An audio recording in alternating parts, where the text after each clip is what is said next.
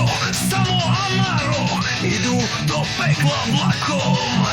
Metalový chaos z Robloxu.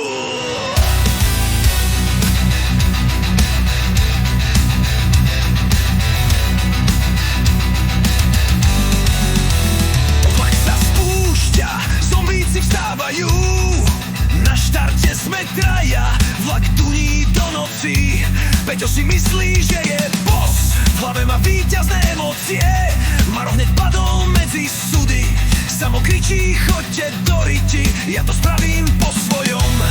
A zle, ako vždy, zombíci lezú cez strechy, dvere a sny, ale my traja sme tu, aby sme umreli štýlovo.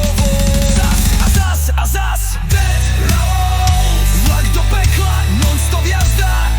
Dead rolls, každý pokus končí fraška. Peťo, ja som legenda, Samo tvrdohlavý boss. A Maro je Maro, co zomrie ale s hrdosťou a nosom do podlahy. Peťo, brácho, to som ja dal ten klač, zatiaľ čo sme ho oživovali trikrát počas jednej vlny. Stojí na vlaku s mečom a kričí, ja som to otočil, ja som hlavný tank, aj support, aj damage.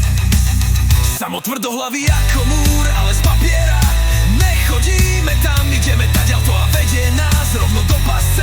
Potom povie to, vy ste to pokazili, a je urazený, keď ho zombíci zjedia. Maro, majster nemotornosti, zvali bedňu, zlomí výďah, odpáli náhodou dvere. Ale keď treba, on je ten, čo zachráni, čisto omylom, a nikto nechápe, ako je ešte stále naživé.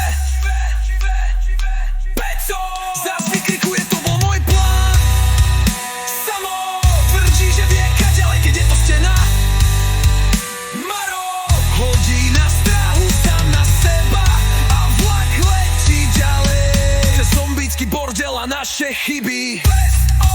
Harry zas vykrikuje, to bol môj plán. Samo tvrdí, že vie kaďale, aj keď je to stena.